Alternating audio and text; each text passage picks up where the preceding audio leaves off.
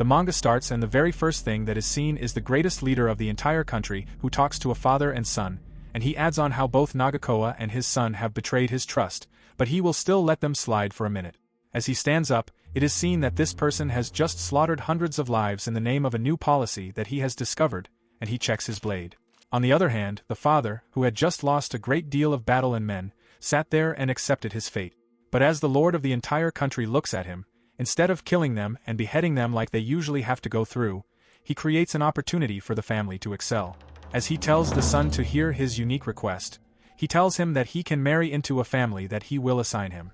As the son kind of gets spooked out from this request, he asks if a partner has already been chosen for him, and without hesitation, the lord tells him that he indeed has a wonderful partner that he has chosen for him and tells him that he won't let anything bad happen to him.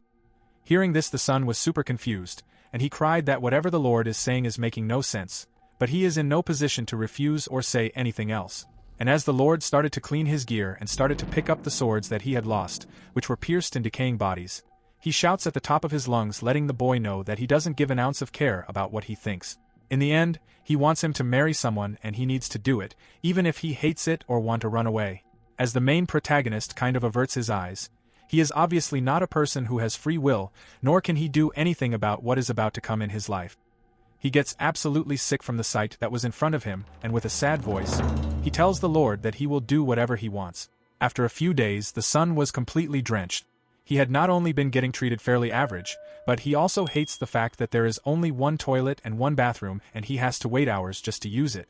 And as he cried on how his father and the master of his father are deciding something for him, he cries on whose life it is and whether he is just a pawn in their lives to help them strengthen their empires and overall their grip on people. As this was said, he was tired, and as he gets up he tells himself that he is the eldest son and he needs to help his father regain strength and people. As he was about to go back to his father's place, someone opens the door and immediately a strange man tells him in an absolutely creepy voice that he had been looking for him. Right in the next second, another important character introduces himself and added on how he had been waiting for a while, introducing himself as an assistant for their stay in the castle. As the son cried on how he was shocked, the man starts to add that he is extremely grateful for the sacrifice, and as the son asks what type of gratitude they are talking about, the man started to add on how the bride that he is going to have is going to be a little bit different than what normal people are used to. As the man started to approach in a really creepy and evil way, the son was not comfortable with his personality and the way he was speaking. As he decided to do something, he lowers his head and he tells the man that when couples are made through such marriages, it is pretty common for both parties to not be used to the other person, and he started to explain how he will do his best to create a family and start a healthy relationship. Immediately, the man started to tell him that he has done a lot and he doesn't need to bow, and as he gets up, the other man tells him that he can stop being so formal. Tada looks up and immediately the man leans in with an extremely angry and disgusting and disturbing expression, telling him that his daughter is extremely well behaved and he had trained her specifically to be obedient. As he tells this, he says that Tada will be pleased to have a girl like her around him. As Tada gets spooked out from this, he immediately wanted to get away from that creepy man. On the other hand, as the family was preparing to leave, this was their last day in the castle, and as his father added on how this is going to be a long trip, he added that he wanted to use the restroom and joked that he is looking forward to taking a big dump in the toilet. As the son was about to tell something to his father, he was bothered by a lot of things and he decided to just keep his mouth shut. After a few days, the grand ceremony and the grand wedding preparation were already underway, and as people came from all over the district and all over the country bringing various expensive gifts, there were many important personalities who decided to join the wedding. As the son himself was not happy at all, he cried on how his day for his wedding came so quick that he cannot even process this. Now his curiosity takes over him and he wondered to himself that if he wants to get rid of all the bad feelings that he has been getting, then the best way that he can do this is by actually sneaking his way into the woman's quarters and checking his wife's face himself. As he was walking just near the place where he can get his things done, immediately two girls scream on top of their lungs and they start to beg for help as they made quite a commotion. Immediately, Tada asks them what is going on and without telling him anything, the girls just point their finger at something. As he looks to his side, immediately he himself just gulps in absolute fear. A huge figure with devilish-looking hands was closing its hand and bowing in a really traditional and formal way. As the son screams on what this is, the girls started to cry that they don't know.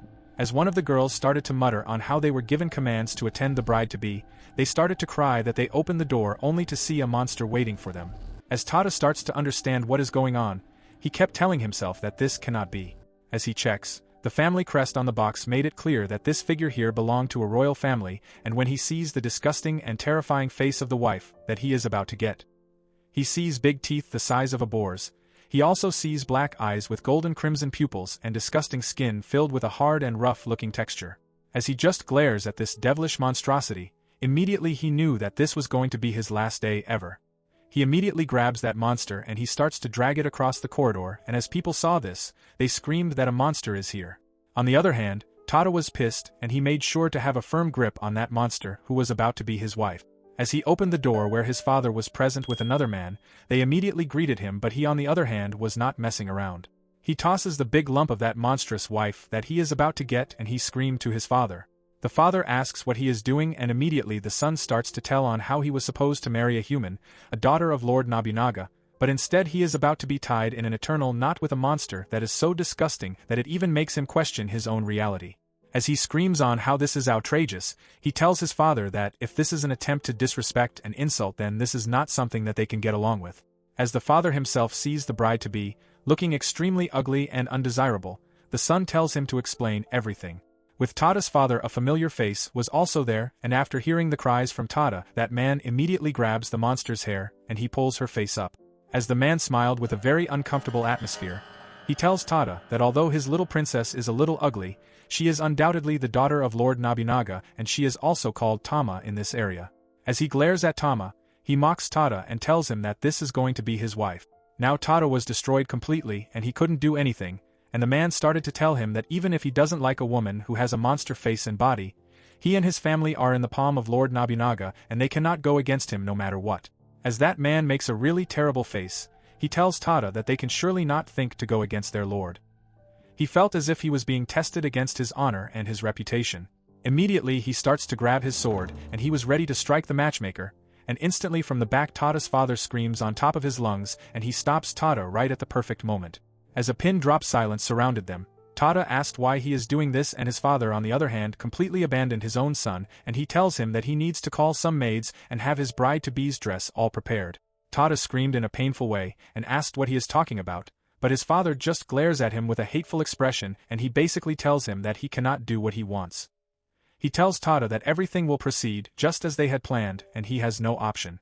He can neither run nor change anything that he wants. There is a marriage and he has to go through with this. Being absolutely helpless, he has to accept that the freedom he once enjoyed and thought could be his is now lost. He cried that his small wedding was held in secret since the matching was extremely off and no one was prepared for this. As he sat there crying over his misfortune, he realized he was about to take a monster as his one and only partner, and as he glared at his so-called wife, he cried that he was really going to marry a literal monster. He began to go through the memories of his life and how, from the day he was born, he was always told to obey, and even on the most important day of his life, he has to follow orders. That evening as he was taking a bath, he cried over how the wedding ceremony was quite exhausting, but now that he is finally getting to accept the fact that he is married, he asked how exactly he can embrace or even hold his wife while she is in that disgusting form. As he started to think over and over again, he finally had enough of the sauna and immediately cried to himself that he could not figure it out. As he leaves and starts to walk back to his room, he cried over how all his life he had ideals and fantasies of his first partner, and now it is all gone down the drain. As he was about to enter, he tells himself that regardless of what he feels and wants, he is still the eldest son of his household and he needs to step up and accept this. As the door opens, the wife bows down to her husband, and as he asks what she is doing, she tells him in a weak voice that she has a request. He was not sure why his wife would want a request on their first night, and on top of everything, he was surprised that a monster like her could talk. The monster wife immediately tells him that she understands everything and she would like him to file for a divorce and an annulment of their wedding. Hearing this, he was not pleased and added that their order for marriage was sent from the High Court and even Lord Nobunaga was involved in this, meaning it is not something he can do. As the monster girl agrees and says she expected this, she brings out a dagger from her sleeves and immediately brings it towards her neck. She pauses while she is just seconds away from stabbing her vital windpipe, which would kill her immediately. As he completely flinches, he starts to see the long-term effects of this stupid thing she is about to do. He realizes that if his so-called monster wife dies on the first night of the wedding, then all blame and speculation would fall onto him. He would have to answer to hundreds of men who would come flying at him, and they could guide him into a situation where he would have no escape and could even be beheaded for trying to escape a wedding that the Grand Lord had created for him. He realized his whole household could be wiped out, and as he asked if the monster girl is trying to threaten him, he made a disgusting expression. On the other hand, the monster wife, in an absolutely weak voice, replies to her husband that she knows he was forced to marry a disgusting monster like her. As she explains how she feels bad and knows she will ruin him, she starts to cry over how her life could be even more terrible than it already is in her place. She added that she was told she would eat dirt in her new household, and as she added how she once escaped her father's wrath and control, it seemed like the monster girl was not a hard person but rather a broken vessel of emotions. As she looks at her new husband, she starts to tear up and says that she is not her father's tool and she would rather die than ruin someone else's life. As she was about to do something terrible to herself, she tells her husband to find another beautiful person and be happy with her. Seeing this, he immediately dashes forward and tackled her down, shouting that if his wife does something terrible to herself on the first day of their marriage, his entire household would vanish the next day. He cried that although she considered herself a tool, she is obviously not one, but if he is a little slower and lets this tragedy happen, his family is done for. Beyond the fact that his so-called first monster wife is about to do something terrible to herself, he screams that people are going to make fun of their relation for as long as they are alive, and he screams that he cannot change the way people see things. But he tells her that if his wife does something like this on the first night they are ever together, he is going to be even more displeased and put to shame. He tells her that if she is going to be his wife, then she needs to be a strong person who understands that there are going to be difficult moments in their relationship. As he said this, he said things that she herself had no idea he had accepted, and as she started to tear up, she asked if he has accepted her as his wife. As he blushes, the monster girl takes a pause with tears covering her face, and some even fall on his hand. Immediately, a beautiful girl emerges and starts to tear up, telling him that she is happy to hear something like that come from a human and that she had never heard anything like it before. He flinches after seeing that the terrifying monster she was earlier has completely changed. He goes back while she just cries like a baby. As she whines, she does so as if she had just been lifted from a curse, and he just looks at his new wife crying at the top of her lungs. The next morning, as the birds were chirping, he wakes up with dark circles around his eyes and asks himself if it is morning already. He quickly gets up, crying that yesterday was a complete disaster. His so-called monster wife completely changed into a human and kept crying for no reason until she finally rolled to her side and fell asleep. Now as he cried on how misfortunate he is, he mocked that even his wedding night was ruined, adding that every man's wedding night is supposed to be special. On the other hand, he hears a rustling sound and sees his wife standing outside. He asks how she was able to wake up so early, and as she starts to stutter, she asks whether he is awake already. As he asked why she is outside, she stutters and cannot find the words to reply. Seeing that she is shy and fearful, he tells her that if she is having a hard time, he can come out himself. As he gets up, he added that if she wants to live here forever and make her life easier, she needs to rely on him and the maid. As he goes out, he tells her that there are some maids that are going to join them, and he slides the door, only to see a beautiful figure that was entirely unrecognizable from yesterday. She added that she would hate if anyone else saw her like this, crying that a few days earlier she had scared a lot of people and she does not want to do that again. As she was tearing up, knowing that she is a monster and almost everyone around her finds her terrifying, he just looks at her new figure and cannot understand how everything is going so well despite her being a monster a few days ago. He asked what she is doing in this outfit, and she tells him that she wanted to prepare some cold and fresh water for him to wash his face. As she lifts the water bucket, she ends up seeing her own reflection and questions what it is. He starts to explain how she completely changed yesterday and asks if she has any memory of it, but she says she does not know what happened. She looks at her hands and questions why they are still hard like before. He was full of questions and wanted to ask someone else about this. As she was blown away, she started to touch her face but her arms ended up pushing the water bucket, and the water falls onto her. As she gets wet, she immediately bows down to him and apologizes for her clumsy moments. Since she was messing up everything, he goes to her and says that a maid is supposed to take care of these things. He told her that there are maids assigned to take care of them and asked if she knew this from the castle where she grew up. She lowers her head, telling him that was not what happened to her. From the side, a maid joins in asking if everything is all right and delivers a message to Tada that his father is asking for his company. As the maid sees the opposite of what was expected, the wife starts to tear up because she knows almost everyone who sees her gets disgusted. She starts to have a breakdown like a helpless child in need of help. Realizing she needs help, he gets up and covers the maid's view with his arm to shade his wife. He tells the maid that they are just talking and that he will hurry up and meet his father later. As she sees her husband doing this, the maid says she will tell his father and remains there, trying to ask if he would like maids to attend to his wife.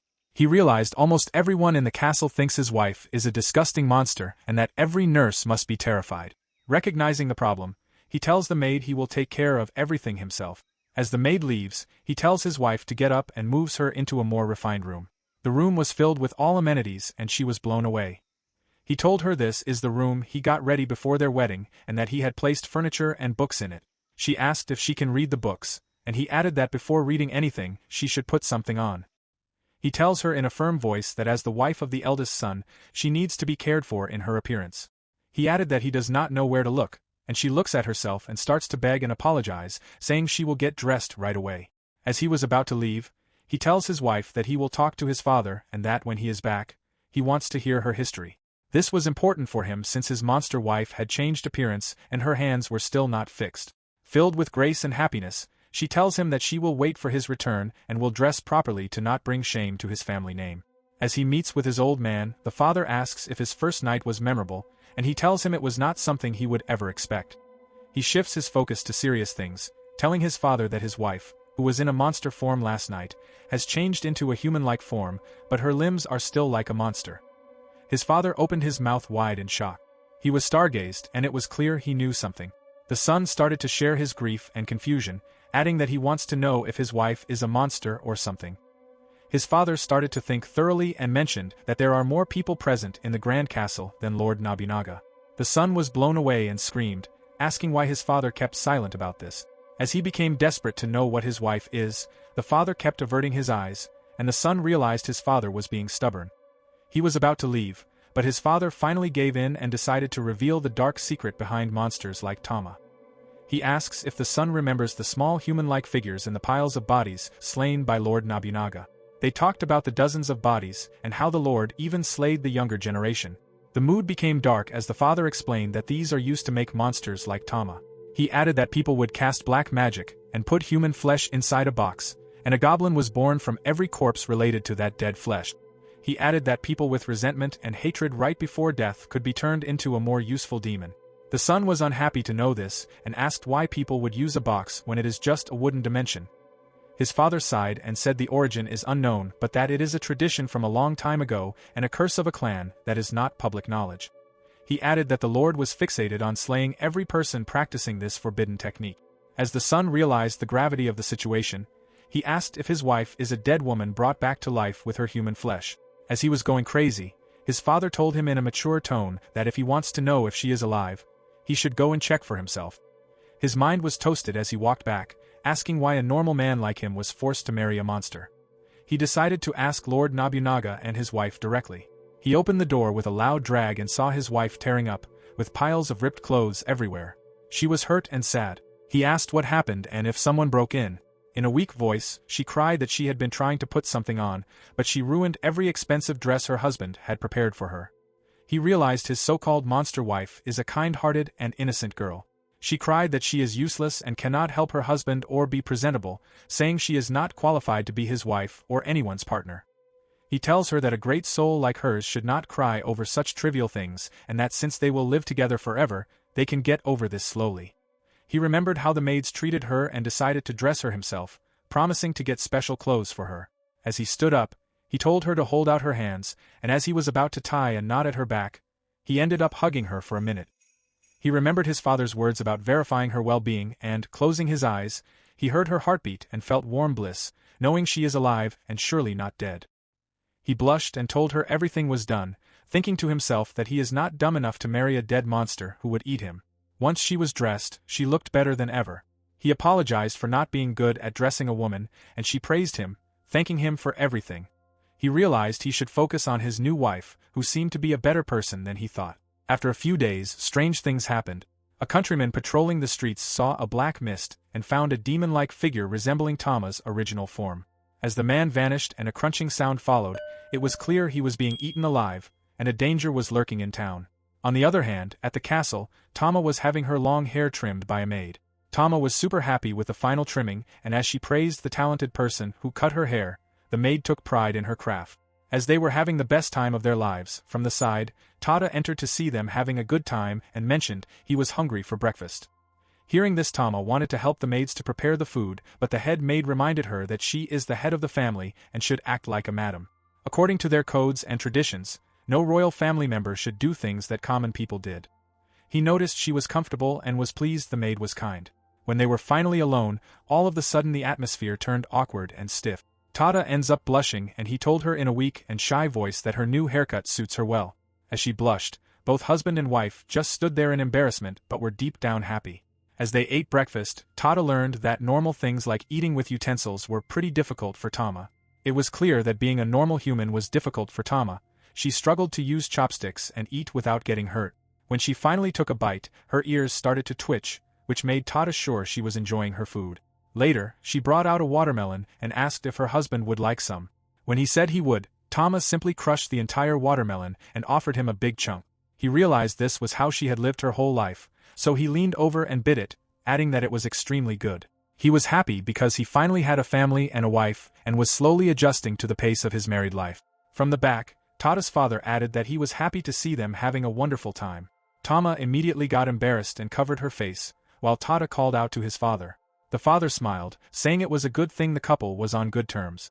As Tama went out with one of the ladies, the father and son shared an important moment. He asked how the wife was adjusting to new life, and Tada explained that although she has some physical incapabilities, she is adjusting in a spectacular way. His father added that their integration is good indeed, but then asked in a cold voice when he would give him a child. He was not messing around, and Tada got nervous, adding that children are a blessing and everything needs time.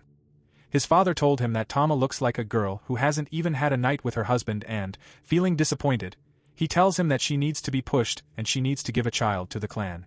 Tada went blank in his mind, knowing his father was still pushing him.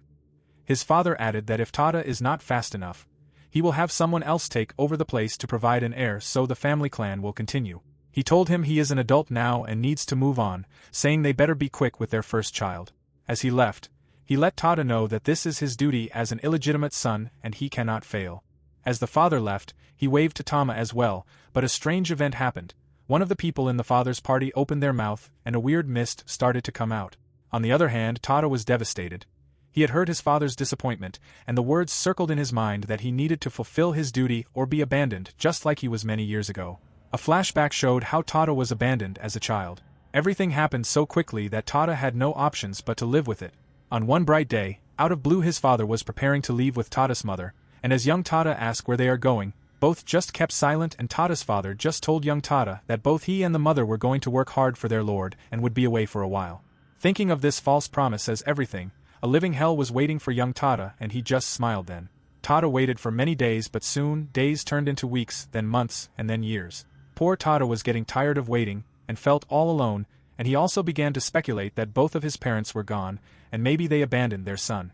As things with neighboring country turned sore, a great and bloody war bled into the hometown. That was the point when he finally realized his parents were never coming back for him. As the war traveled to his place, the enemy soldiers started decapitating everything, they burned every building, began taking advantage of every woman. The agony, hatred and destruction destroyed everything near Tada.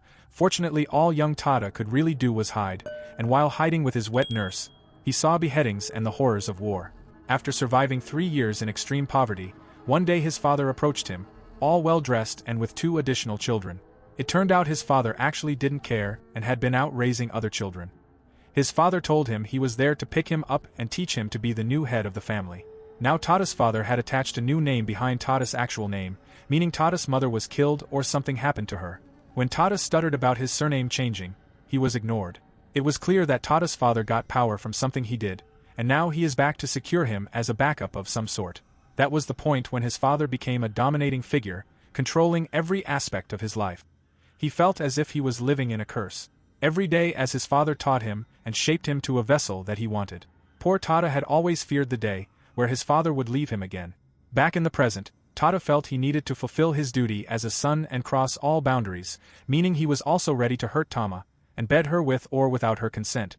Getting paranoid thinking of these things, he saw his wife and, fearing he would be abandoned again if he failed, he grinded his teeth and he calls out to his wife, and as she came closer, he tells Tama she needed to prepare herself because he was going to take her this evening. Saying this she blushes like crazy, but Tada had decided to push away all his fears and humanity just to fulfill his father's orders. Tama, flustered, could only bow her head.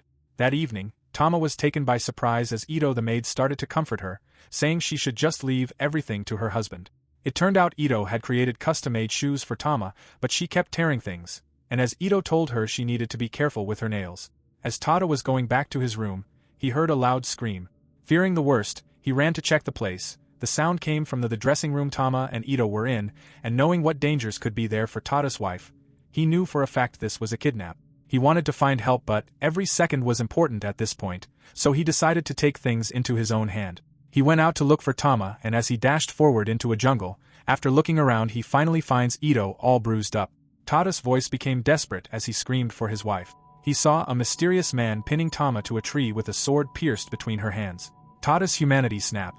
The mysterious man, acting crazy, questioned how Tama was back in her human form and added that her godly powers must be weakening. He mocked her, saying she must be miserable for being such a different species and a strange existence. He claimed she was breaking a pledge, and that it was time for him to do the honors. As he put his sword near her abdomen, 1 second away from stabbing her, Tada jumped from a distance.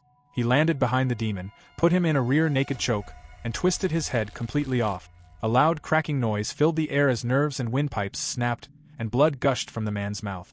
As the man fell, Tada pulled the sword out that was pinning Tama.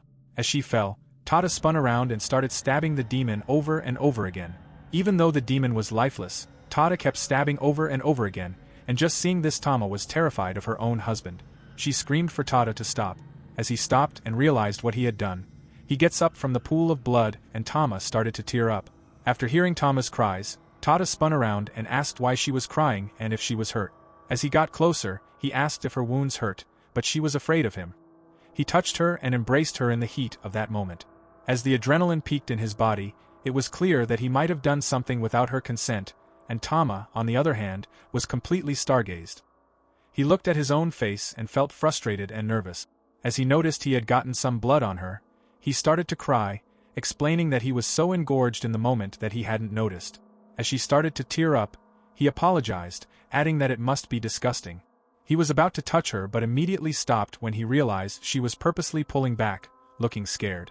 Tada knew she was afraid and asked if she was scared of him, even though he wasn't a monster like the man from earlier. As she paused, Tada closed his eyes in pure pain and told her that it was enough. He got up and told her to return to her room so she wouldn't catch a cold, adding that he would prepare a bath for her. She asked if everything was okay with him, but he told her not to mind him. As he left, he apologized in a sad voice, saying he was sorry for scaring her with his actions. Once he left, she was indeed scared. She clenched her fists and lowered her head. Remembering the terrifying things that had happened, she cried about how difficult this was for her. From the back, Ito joined in, and Tama's demeanor completely changed into a happy person as she hugged Ito extremely hard. Meanwhile, Tada realized that because of his anger, he simply couldn't hold himself back anymore. He couldn't handle his wife's tears, and he cried that Tama's eyes were the same as the eyes of the people he had hurt in the past. We get a flashback to when Tada actually hurt and crippled many people. After his father brought him to the new castle and clan with his new wife, they arranged a big fight for Tada. They chose a potential opponent, and the old men mocked him, testing him and baiting him with rage. Young Tada fell into the trap, becoming prideful and angry. As he fought, his anger devoured him so much that he had a series of episodes where he let his rage out on others. Tada realized he hadn't just fought them. He had defeated all 3 councilmen who were mocking him. As they lay there bleeding from all sides, we learn that Tada has no physical control over himself once he snaps. A girl spotted him and screamed at the top of her lungs that a monster was there. He tried to explain that they had asked for it, but he stopped and cried about how he was still the same as he always was. Paranoid, he washed himself, crying that he was a demon and couldn't judge himself to be any better than others. He felt that if he expected anything normal from anyone, he was just making fun of himself. From the back, Tama joined him. She told him that she couldn't go back to her room because she was scared of being without him. She cried that even though she was stabbed and hurt, Tada didn't refuse to help her. She explained that while she was paranoid, she was more petrified of being a woman who couldn't bear children for him. She told him she wasn't scared of him at all. Tada told her that words were not enough, so she immediately went to his back and sat near him. She told him that ever since they met, she knew they were both fairly similar. She spoke of how lonely she felt at the castle she came from, but whenever she was with him, she felt like she belonged somewhere. She told him she was waiting for him, and as he heard this, all the barriers and problems he had been enduring vanished.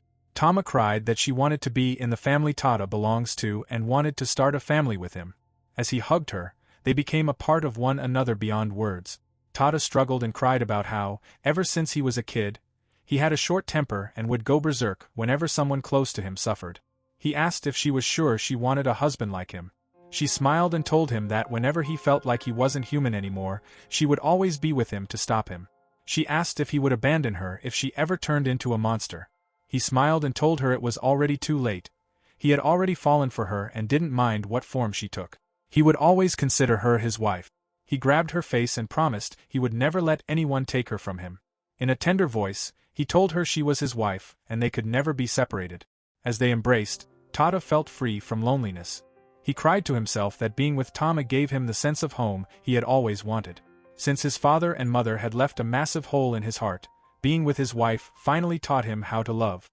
He prayed that fate would always bring them closer.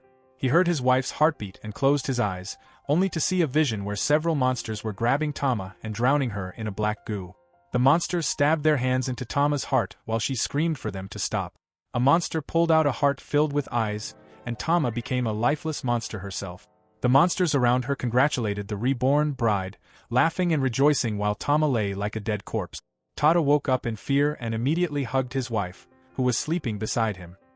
He told her there were only two of them and they were a family, promising to accept her no matter what form she took. He cried that even if it was all a dream, he would never abandon her. He kissed her and vowed not to let anyone take her.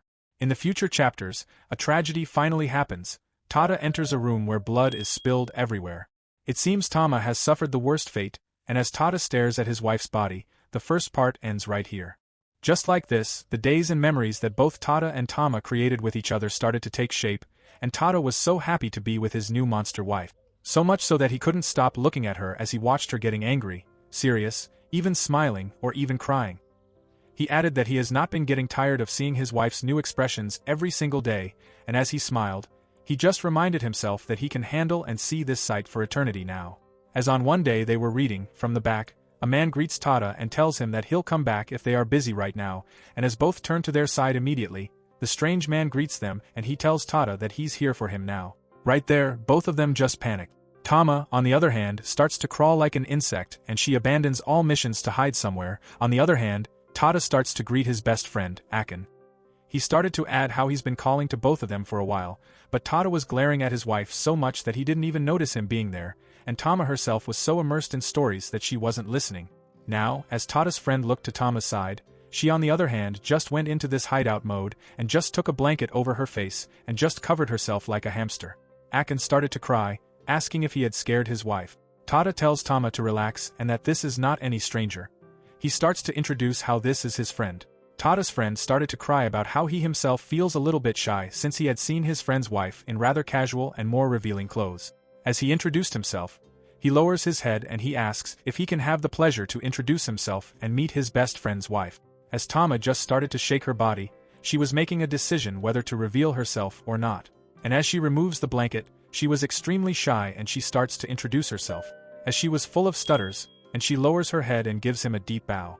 She introduces herself as the wife of Naga, and as she was looking better than ever, she tells Tada's friend that she hopes she'll be remembered by him.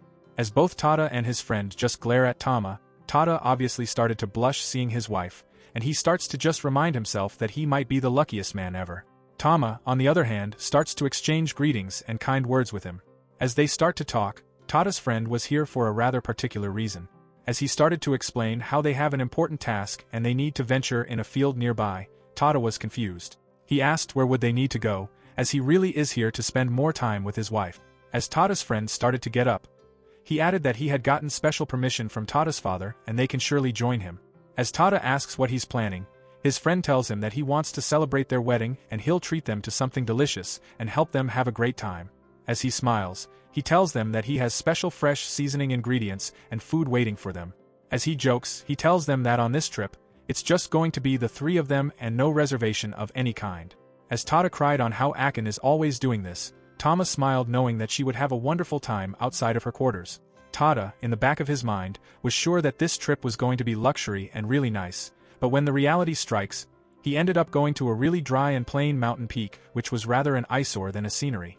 As he screamed on how there is not a single delicious seasoning restaurant here, and as he shouted, he cried that he had brought his wife here just for her joy and a wonderful adventure. Tada's whole perspective of this trip just turned sour as soon as it began. As Akin pointed his finger at Tama, he tells him that his wife is surely enjoying this regardless of the mountain actually being a normal thing, and Tada saw his wife's smiley, wholesome, and happy face. He added that maybe he could be wrong, so they decided to ascend the mountain and explore everything there. As they did, it ends up becoming a disaster for Tada. The steep hiking trail was devastating for Tada's body, and he couldn't keep up with the pace that both Tama and Akin were following. As Tada cried about how long they had to climb, he screamed that they have been climbing for hours, and Akin tells him that they should be there soon. On the other hand, Tada noticed that Tama was also holding her feet, and immediately he thought that if his feet hurt so much, then surely his wife would be in agonizing pain. So he dashed to her and asked if Tama's feet hurt, adding that if she's having a hard time, then he can lift her on his back. Tama takes a pause for a second and immediately bursts into laughter, adding that she appreciates her husband's kind offer, but it would be extremely difficult for Tada's small body to carry her all the way to the top. As she smiled, she was obviously blown away by his request. On the other hand, Akin breaks their tender moment, adding that he's right there and they don't need to go all the way with their comments as a couple. Tada screamed and shouted that Akin should not poke his nose into every single thing that they do. They were perfect for each other, and deep down, he was happier with her than he could have ever imagined. As he held out his hand, he told her that they can go together.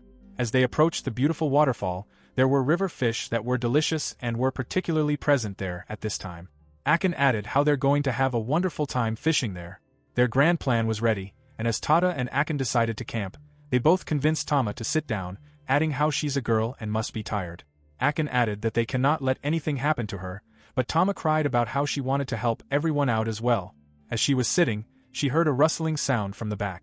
Immediately, she gets alerted and spins around, only to see nothing, but a strange scent of blood was all around in the air. She started to imagine if the man from earlier was here again, or if he was lurking, as she saw some splatters and drops of blood. Immediately, Tama was terrified to the point that she just opened her eyes wide and accepted whatever was in front of her. While this moment was going on with Tama, the others were in the river fishing for the fish that were really hard to come around. Akin added how Tada has gotten extremely good at this, despite having an extremely difficult time doing it at first, and Tada started to give him some pointers here and there. But as they were talking, Tama approaches Tada from the back with an absolutely weak and helpless voice. She brings out a dead raccoon, who was badly injured, and Tama's hands were all bloody. She cried that she had found this child and it's bleeding so much that she doesn't know what to do. As Tada received the small animal, it was panting for air and was on its last lifeline. He immediately told her to put it down and he'll see what to do. When they put it down, the young raccoon was probably caught in a hunter's trap and it tried to get away but was injured in that process. As he added how he doesn't have a lot to look forward to, Tada just lowers his head and tells Tama that it's in a lot of pain and they can't do anything for him. Immediately, he brings out a knife and tells Tama and Akin that they need to stop its suffering once and for all and give it a quick, painless death. As soon as Tama sees the blade, she grabs Tada and she screams that the raccoon is still alive and they don't need to kill it for such a painful reason. She tells him that this is more than ending someone's life. She basically wanted Tada to just try at least once to save him. He looks at Tama and asks her a question. If it would be more wise to kill it right now while it's near death's door, rather than let it slowly heal while being in absolute agony and then being hunted down by other animals who would kill him in a more painful way. Tama just started to tear up and she lowers her head, adding that she doesn't want it to die and maybe this baby can survive and find salvation. Tada, obviously having given up on this animal, was overthinking things and was all over the place. He added that these types of things happen all the time. But then Akin started to treat its wounds. He stopped its bleeding and tells everyone that whoever lives or whoever dies is not anyone's guess. It's all up to fate and what the universe has planned for everyone. He added that it's their job to do the best for everyone and not their job to worry about who's going to live or who's going to die. As he treats the animal, both Tada and Tama just look at Akin, who was doing a wonderful job treating the wounds. After patching up all the bleeding parts, the raccoon was a little bit better than before. Although it was still in a lot of pain, Tada asked what they were planning to do. Tada was obviously not happy, but he still wanted to consider Tama's feelings, so he added that if this is too hard for everyone, then maybe they can look after him for a minute. As Tama realized that Tada is bending his strong sense of civil duty, she just blushed and immediately hugged him, screaming thank you with all her might. Tada, on the other hand, starts to scream as both of them started to cuddle. Akin just gets up and looks at the raccoon and started to mutter something, adding that he'll leave this raccoon's life to him and it'll surely save us all. As he says this weird thing, he bows down and starts to pray for some reason. As Tama looks at Akin, she immediately asks what he is doing, but Tada tells her how it's his hobby to pass his love on to others. Tama was really interested and she starts to ask more about this. Tama was drawn into whatever the unique thing that Akin was doing. She added that she strangely feels connected to it for some reason. As she asks about it, he sees that his wife was looking at Akin with really wholesome eyes for some reason. She was just stargazed and really impressed by what he was doing. As he sees this, he immediately makes a really uncomfortable and angry expression, knowing that his wife is weirdly taking a lot of interest in him. After time passed, Tama decided to take a small nap while both Akin and Tada were cooking food. Akin started to apologize for how he dragged the princess into such a weird place. He started to explain everything to his best friend, adding how, at first, she actually had a really different appearance for some reason. Taking interest in this, Tada decided to explain everything and bring out all the dark secrets that he had gone through that first night. As he explained him everything, Tada cried to Akin and he requested him to do digging into Kotohogi's dark clan and their history. This was a very hard job, since it was closed by Lord Nobunaga himself, and normal people and nobles like Akin and Tada could not go near or investigate these topics at all, and on top of everything, Akin had no clue on this theory and was confused on what to say. But Tada was in urgent need of help and he wanted Akin to dig into the secret of this. Now hearing this request, Tada's friend takes a long pause and he apologized and said he will do his best to gather as much information as he can on this topic. As Tada begs, Akin just makes a fist and he tells his friend that he hopes he finds the truth sooner or later. And as he started to chant his love prayers of some sort, he starts to lower his head even more, and they both shared a wonderful moment. Tada and Akin both had this wonderful brotherly atmosphere, and as Tada laughed, Akin immediately just lowers his head one more time and he tells Tada the most devastating news that a newly married man in the castle can hear. He tells Tada that they're going to attack the Arioka castle really soon, and the battle will be enormous and it will be extremely gruesome. He started to explain how in this war, entire family clans and bloodlines were to be slaughtered and then set as an example for the rest. As he mentioned how this is actually going to be a grand war, and there is a major clan who has betrayed the Lord, he wondered why a normal functioning family blessed with wealth and all sorts of honor and respect would do something like this. Akin lowers his head, adding that he has no idea, and he added that the world today is far off from a normal person's understanding. The chaos and the true intention of a person is truly a mystery. As Tada starts drowning in sadness, he knew that something terrible was just waiting for the entire country just days away. He asks why Akin would mention something like this and why he would bring both Tama and Tada here. As Tada smiles, he tells Akin that both of them would do perfectly fine and they'll just go together and watch each other's back. And as he said this, immediately Akin just smiles and interrupts Tada, telling him that Tada is surely going to be lonely without his wife. As he tells him this, immediately Tada was speechless, and he kept screaming about why he would say something like this. He shouts whether he has any intention of joining the Lord. Frustrated, Akin knew there were some things that he couldn't say to Tada at this particular moment. As Tada screamed about why he would come here and ruin everything for him, Akin admitted he was missing his friend a lot and he really wanted to congratulate his friend on his wedding. As a peaceful moment surrounds them, he just looks at Tada and tells him that if he didn't get the chance to see his best friend's face while he is happy, then he cried that he would have regretted it in hell. As he says these painful words, Tada makes a really sad expression and asks if he's going to die or something. Akin breaks the bad atmosphere, adding that there's no way he would die. And as he started to tell him how he's not going to throw his life away for some stupid reason, he just tells him that he is surely going to survive this war. As both of them just stood there, days later regular people were starting to get displaced. They were loading supplies and important amenities for the troopers, and as piles of men gathered around to do various jobs, Tada was also present there. From the back, someone greets him, and Tada's father waves to him, asking how everything is going. As Tada spins around, his father added that all the horses, the weapons, and everything should be sent at the battle camp in the given time.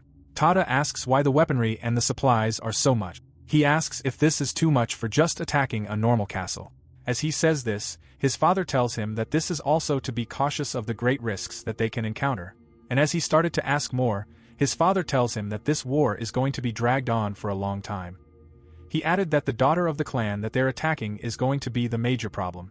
As he started to explain the complex relationship with Lord Nobunaga, basically the family clan that they were supposed to be attacking was tied in really complex and important family lines, and they could not just kill every royal family there.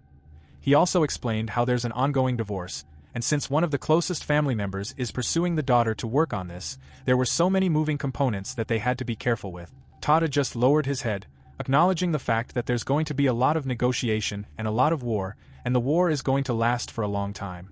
As he said this, there were a lot of families that were being put out as hostages, and there was going to be a lot of exchanging of important family members.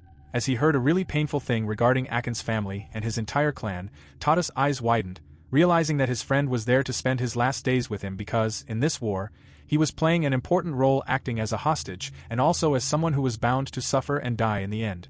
As Tada was extremely angry, he holds his chest, crying about how he didn't suspect something so brutal. Tada started to question his father whether they can go into the castle and rescue Akin and his family with some new plan. As he screamed this, he started to beg his father for a way to maybe save his friend's family in any circumstance. He added how maybe they can just save the wife of the family clan. His father immediately knocked sense into him and added that if he, as the leader of the family, would do any stupid thing at any given time, then his entire livelihood and his entire family will get wiped out by the royal family. As he says this, he reminds him that this is the nature of war and they are bound to obey and do what they are told to do. Now, as he says this really important thing, he immediately looks to Tada and tells him that in a few days they're going to be meeting Lord Akidi's messenger and he should be there. As he leaves, he tells him that he's going to leave all the preparation to him. Now, as Tada sees his father leaving, there was a lot of burden on his father, and now his friend was in the most difficult position he can imagine. He's on the other side of the war and was bound to die from the beginning. As people started to prepare weapon after weapon, normal men who were enjoying their lives started to bring out their stashes of weapons. There were people who were not trained who were going to be put onto the front lines. As chaos and tragedies were just waiting moments away, people started to prepare for the Grand War which was going to last for months, killing hundreds and ruining life after life. As Tada sees this, he started to imagine his friend, asking how nothing is really complicated here. War is going to tear away everything. As he saw this, he also saw another picture of himself, when he was bound to no relationships and had no attachments to anyone. At that time, he was a slaying machine. He started to remember how, a few years ago, he was a celebrated victorious general in the armies who slayed hundreds of people, breaking formations that were strong as a firm castle. As he saw this, he remembered how he killed dozens and dozens of people with just one swing of his sword. As he remembered how slaying hundreds of men was common for him, he also was really connected to the rumors and the gossips that people would make, and how it would fuel him to feel better about himself. As he smiled in that war when he was no one and had no attachments, he started to fall in love with the appreciation people gave him for slaying hundreds of people. He started to manifest a personality that was sickening and damned from the beginning. He loved the feeling that he was accepted by people who wanted him to kill others, and at one point in his life, war was something that he cherished. But now, as he started to grab his chest, he added that he cannot get sentimental anymore. He has a family now and he needs to live past his past self. As he hears some commotion from the back, immediately he spins around only to see a raccoon, all tied up with bandages, running through a crowd of people. As everyone panicked, a tall figure was also following the raccoon all over the place. People started to notice how the tall woman was strangely familiar to a man of some sort, and the raccoon was drawing everyone's attention. People laughed on how perhaps this is a performer of some sort. Tama was actually covering her head, and the raccoon had slipped away from her grasp for some reason. As Tama saw Tada standing there, he immediately grabbed the raccoon for her and told her that she could have him and not get so frustrated. After a few days, as the preparations for war were ongoing, Tada woke up from his sleep. Tama was really happy and asked if he would be free from his duties to hear a request she had. He asked if it was urgent since he had work to do, and Tama lowered her head while blushing. She told him that it wasn't really that urgent, but she had something she wanted to announce. He smiled and told her that he would surely tie up all his work by the end of the day and return soon. He said he'd love to hear whatever she had to say. As Tama made a pained expression, but then grabbed her clothes and told Tada in a cheerful voice that she'd see him tonight and would wait for him no matter what. As he went out, several men tried to get Tada's attention. Tama lowered her head with a serious expression, showing she knew what was happening and how war was approaching closer day by day. Meanwhile, the preparations for the war were underway and supply routes were starting to be used. Finally, the Akatsuki house made their way there. 3 men greeted everyone, and a messenger told them he would take everyone to his father's place. As Tada looked to his side, he saw a strange porter with these men who was far too old to be a porter. Tada thought he looked extremely unreliable. The messenger mentioned that Tada's wedding was unannounced and a surprise for everyone. As they went to the grand castle, inside all important personalities sat down, and seeing people in front of him, Tada remembered that these messengers were infamous for being Lord Noble Naga's right-hand vessels and handymen. They were high-ranked and important personalities. As he started to overthink the siege and the troublesome span of this battle, he strangely remembered his wife's face and wondered what she wanted to tell him. He forgot all the drama and the killing going on in the world and remembered Tama's routine. He realized she had been sleeping a lot lately and wondered if she was tired or sick. He questioned if he should help her find a better routine. He called out her name over and over in his mind, thinking about what she was doing. He missed her so much he wanted to ditch everything to be with her and not be torn apart by this war. He confessed things to himself that made him feel more human and heartwarming.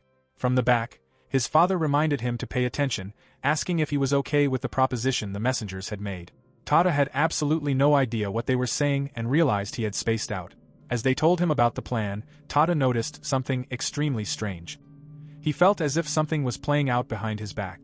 He noticed the porter he had seen earlier, the one who was too old to be capable of lifting weight, was missing. He questioned where the porter went, as he hadn't entered the grand castle or been escorted by anyone. Now as he heard a voice from behind, a little child was talking to the maid assigned to Tada's wife, and as Ito replied to the child, saying she missed her too, Tada hears this, and he realized Tama was all alone at this moment and the head maid was with him here in the grand castle. If the head maid Ito was here at the grand castle, she couldn't be with Tama. He realized something extremely weird was going on. He cursed and asked why Ito was here of all places. He smacked the ground and stood up, apologizing to the guests and telling his father he must leave immediately. He rushed out, feeling dreadful. He screamed for Ito, and as she looked back, she asked if anything was wrong. He demanded to know where Tama was, screaming that he had ordered her specifically to be with Tama at all times. Ito looked up and told him there were orders from the Lord that she had to follow.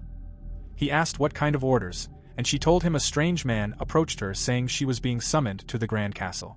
Tada realized the porter had infiltrated the castle and lured Ito away from Tama. Grinding his teeth, he screamed Tama's name at the top of his lungs, imagining the worst.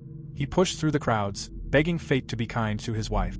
When he finally reached his place, he screamed for her again. He opened the door and saw something so gruesome it left him frozen in agony. Tama was laying there, surrounded by vicious splatters of blood. Her body lay empty on the ground, her face covered in stains, and her eyes dead of life. He panicked and approached her, asking if she was there. She was not responding or breathing. He felt he was one step away from crumbling. As he leaned in, he grabbed her and saw a wide, gaping hole in her chest that had taken her life and left her in such state.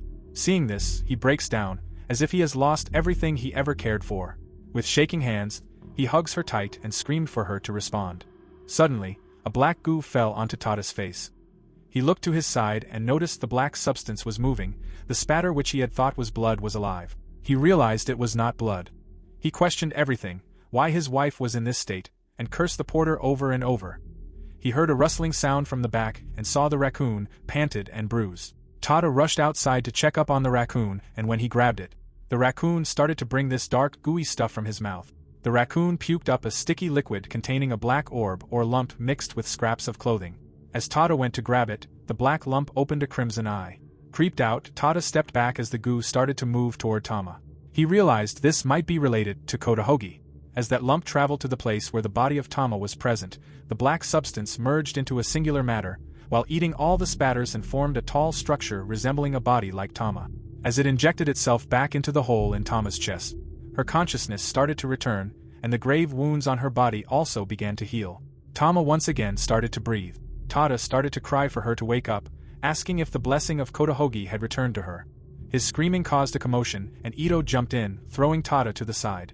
She screamed at him, asking if this was how he treated a pregnant woman. She yelled, asking if he even cared about his child. Tada sat there, furious and fearful. He told Ito in a menacing tone not to raise her voice, as it could bring unwanted attention from the other people. He gets up and he grabbed her collar, pulled her close, and told her Tama was alive and he had confirmed it. He ordered that everyone must be around Tama 24/7 and she was not to interact with anyone else. He told Ito to keep Tama's condition a secret. When Ito asked what he would do about the child, he said to let the child grow in secret, but if the child threatened the mother's health in any way, she was allowed to kill the child to keep the mother safe. He said this without a hint of regret, stating the task was to save the mother's life first. Ito looked at him like he was a devil, lowered her head, and said she would do whatever Lord Tada wanted. The next second, Tada was outside, furious. He cried about how that damn porter dared to touch and hurt his wife. He wanted to tear the porter into 1,000 pieces, but he couldn't find any link to him. As days became weeks, it was time for Tada to be deployed for the Great Siege. As everyone gathered around the castle which was supposed to be attacked, Tada ends up meeting the royal messenger from the Grand Castle, and Tada immediately greeted them and began asking them questions regarding that porter that they brought along. The messenger mentioned the porter had left earlier because his mother was ill. When Tada asked for the hometown, the messenger didn't know. It had been more than 14 days since the porter left. Hearing this, Tada knew that he had lost the enemy who was after Tama's life. He realized that pursuing the porter would only put more stress on the coming battle. He said he didn't care and would get it done no matter what. As he was about to leave, he bumped into the man he had met when he first got engaged to Tama. The man apologized for his previous rude behavior. They talked about dirty politics and foreign affairs. The man patted Tada's shoulder and said they would win the battle no matter what. It turned out Tada was now in a war he could not escape. While his wife was on the other side of the castle, helpless and defenseless, he cried out, wondering how he was going to save both his wife and his family clan.